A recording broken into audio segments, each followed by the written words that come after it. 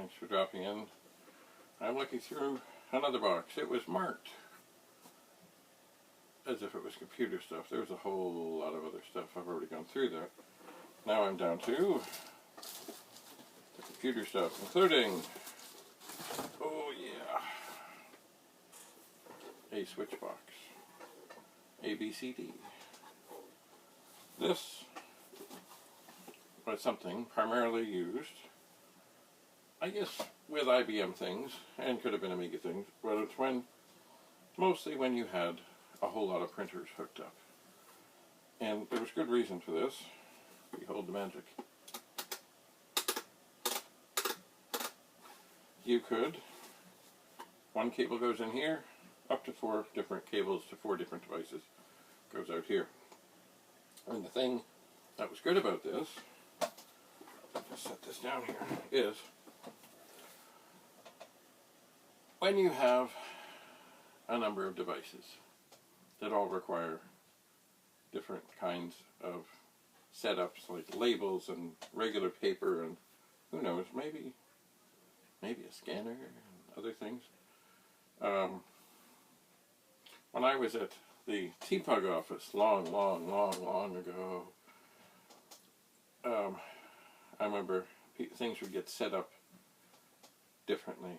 Like, you know, oh, here's the printer, we're going to print invoices, and then we're going to do labels, and this whole big kerfuffle about switching labels and moving everything over and getting it set up just so, and invariably something would go wrong, and someone, of course, would say, oh, we can't waste a label, and they turn the thing backwards, and the label would come off and get stuck inside, and it would be hell. This was not just a TPUG thing, this was just an office thing. It was kind of like, ooh, let's save time and waste a whole lot of effort.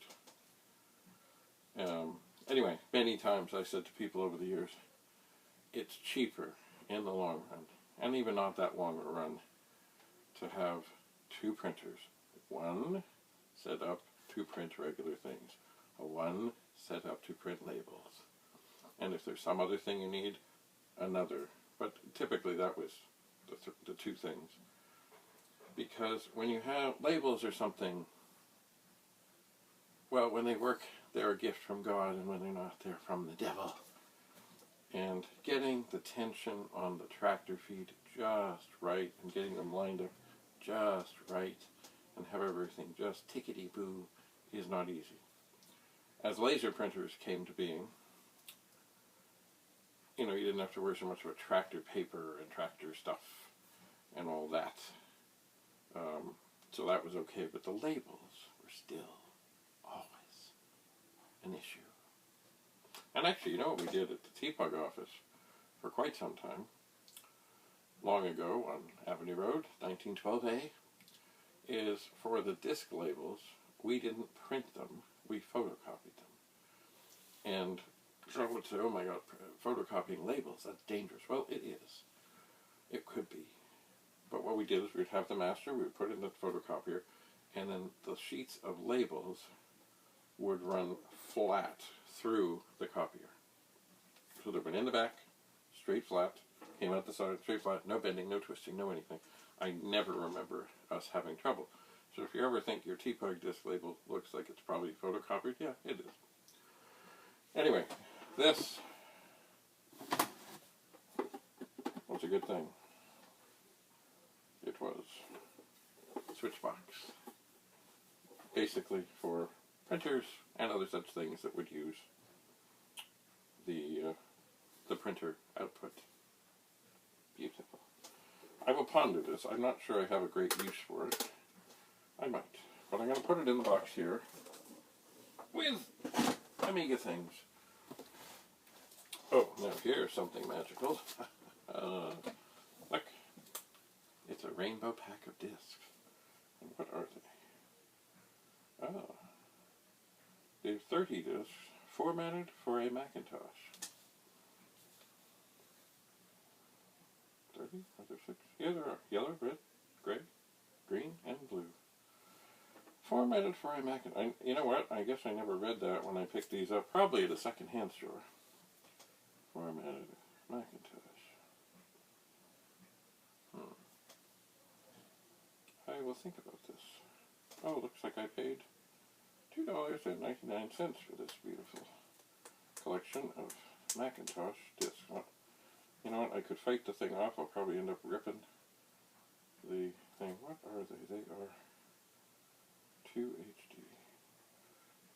I don't know if they can be formatted. I mean, I know they're formatted. I don't know if they will work in an Amiga or not. I guess I'll have to try sometime. Fujifilm lifetime warranty. 2HD, high density. I think there's a good chance I would have to, you know, redo them or initialize them or format them or new them or whatever it is. But I think, anyway, I'm going to put that also in the Amiga box. What do I have here? Now this,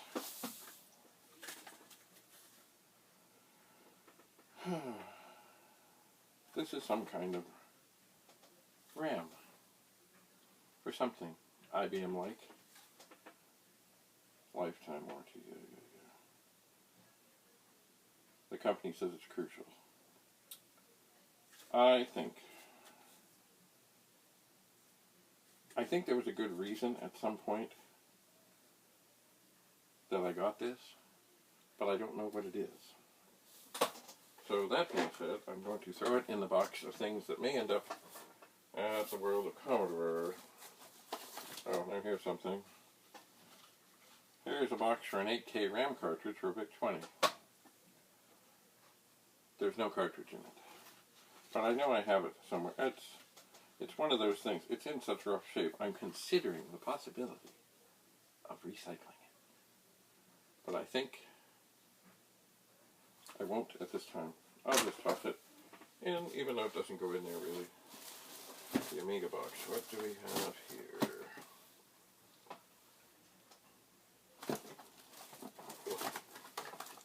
Now here's a couple of things. I think they are also for some CD audio game shows. Quizology.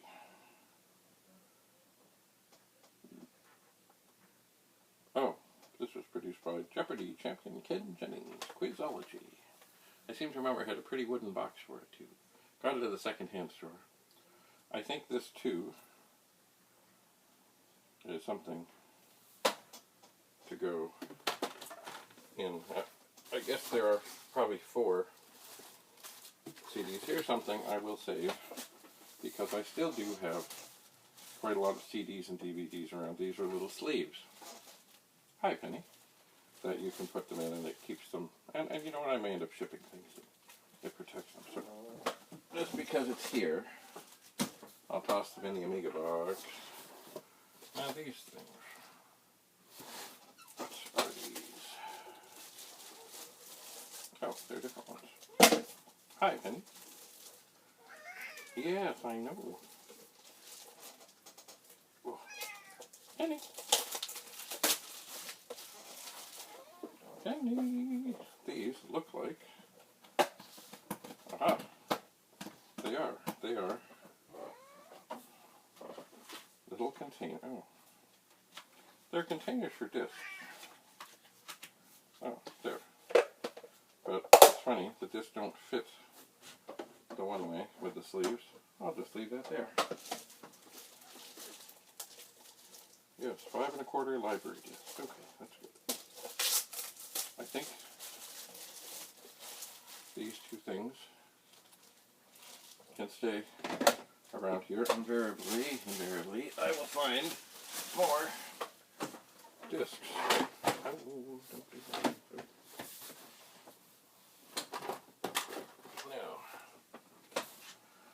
Now, this is a thing for a phone line. Lock, unlock, voice. Oh, okay. Yeah, I'm not sure what this is. It was made in the Dominican Republic. Anyway, it plugs on a wall jack. You plug it in, and then it gives you essentially a wall jack. And on this side, you have a voice place. On this side, what's this? I guess it was in those days of internet and phone lines and things, I guess. You know what, I think that's going to go in the box too. And here we have some sort of boot disc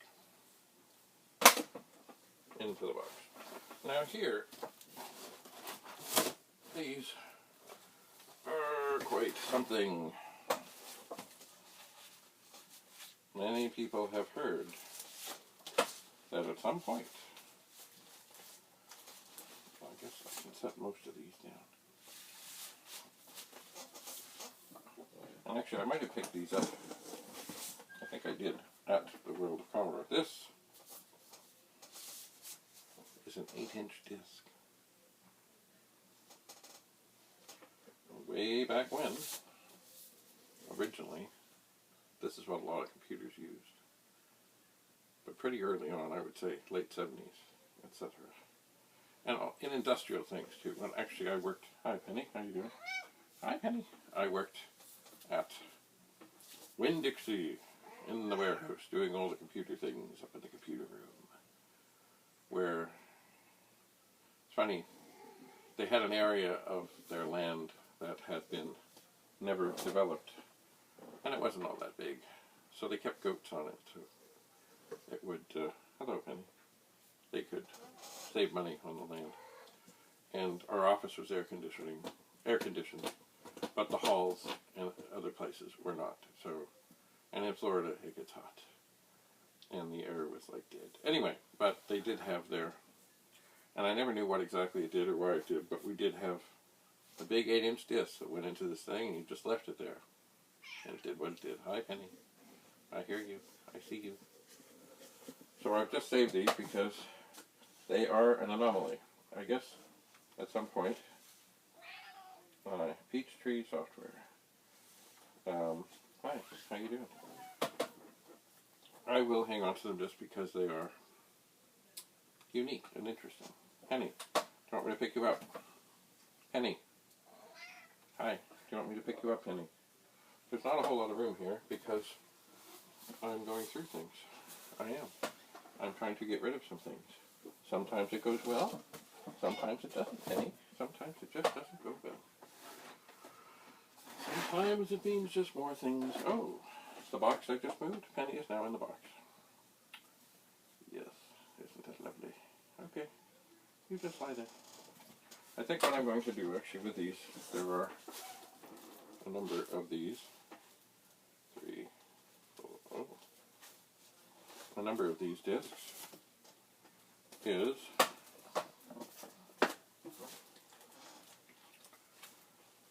I will hang on to them once again as a curiosity. I might be able to fit them in this box if I sort of lay things down a little. As I compress. Yeah, maybe. Anyway, so most of the contents of what was in that box is gone, and little by little more and more will. This stuff will go into the strange box. Probably, hi Penny, yes, you're in a box. Probably to go to, if I go to the TPUG World of Commodore, which is December 4th, 2021, I'll probably just take this box, put it on the table, and hope that other people find things that they enjoy. Anyway, oh, now here's something I found in the box. It is a bottle, like a medicine bottle of some sort. And it came from the T. Eaton Drug Company Limited, which of course would have been part of Eaton's of Canada. And Eaton's started in the 1800s and went on for quite a long time. There's still something downtown called the Eaton Center, but Eaton's itself is no more. It finally, much like a lot of family businesses, they do really well through 3 or 4 or 5 generations or whatever it works out to. And then, you know, sometimes they make it, sometimes they don't. But I'm sure the Eatons are not hurting. Eatons, of course, sold Commodore things long ago. Anyway, and my grandfather worked there until he had to retire at 65, because that was the rule. But then he continued to work for them kind of. Because he was a tea and coffee taster. And they still wanted him, but their rule was strict, 65, you're done. So they sold their tea and coffee stuff to another company. Well, essentially they sold him along with it. They said, you can buy the tea and coffee stuff, but you got to hire him to keep doing the blending and the tasting. Anyway, what's in here? I have no clue. The cork is rather broken. I don't know how old this is, but it is vintage. And nothing should spill. So there it is. For that I will set aside. And these candles I will burn, and a lot of other stuff will go away to be donated. Anyway, that's one box. One less box to deal with. Penny has left the box. So I will set this aside so I can sort other good things into it. And put other bad things away. Anyway. That's it for now. Undoubtedly, there will be more boxes. Because I'm in the box room. And yes, I will find more Commodore goodies. I shall. Anyway, thanks for coming. I'm going to take this and toss it away.